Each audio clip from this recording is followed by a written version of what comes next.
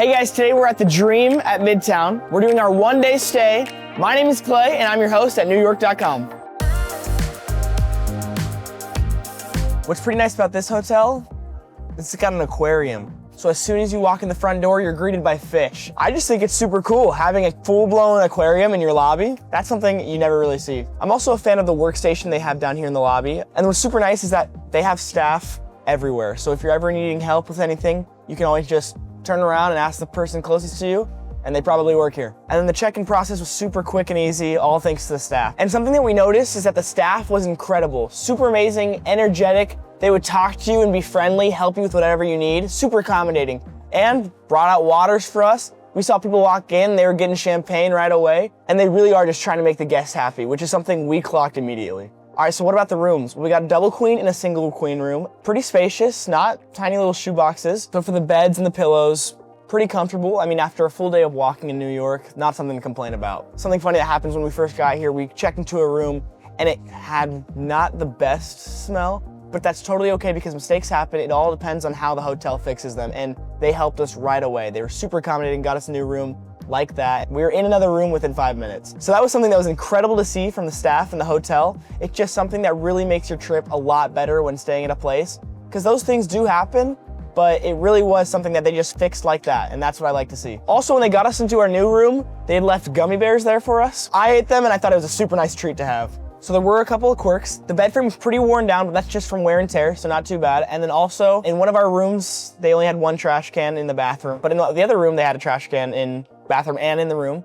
And then also something that I noticed was the doors to the hotel rooms, you kind of have to close it, because if you don't, it stays open. But overall, it was super spacious, super comfortable, and the staff was just amazing. I can't stress that enough about this place. All right, so let's talk amenities. This hotel does give you free gym passes to an actual gym, so it's not on location, and it is off-site. And it is a little bit of a walk, but if you're staying here for a long time, then that might be the move for you. But for us, we're just staying for a couple of days. And since our first thought is that's far, I don't think we're gonna be going to the gym.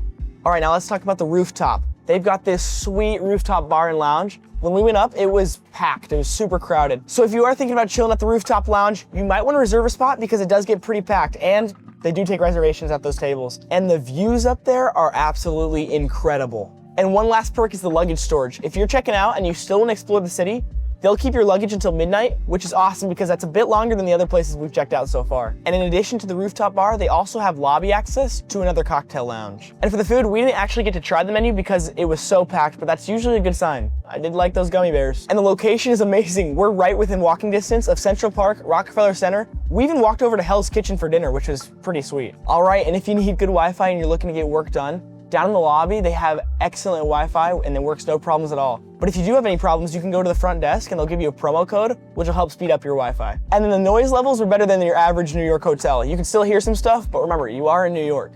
All right, so for each of our rooms, it ended up being about $317 a night, which is a great price because of how close we are to Times Square, how close we are to Central Park, and also the staff went above and beyond, which is something I really appreciated and was a fundamental factor in our review. All right, so the big question, was the Dream at Midtown worth it? Well, let's break it down. So for the room, I think we'd say about a 3.5 stars out of 5. For the amenities, we'd give it a 4 out of 5 for all the options of stuff there is to do, and also the fishes. And also for food, we can't give it a fair rating because we didn't try any food, but honestly, 5 out of 5 gummy bears. And then for location, this is a 4 out of 5 spot. I mean, like I said, your Central Park's right there, Times Square's right there. You can walk over to Hell's Kitchen. It's a great spot. And then for price, you're looking at a 4 out of 5 spot here in New York City. All right, guys, this has been your one day, one stay full review. Subscribe and comment below which hotel we should check out next.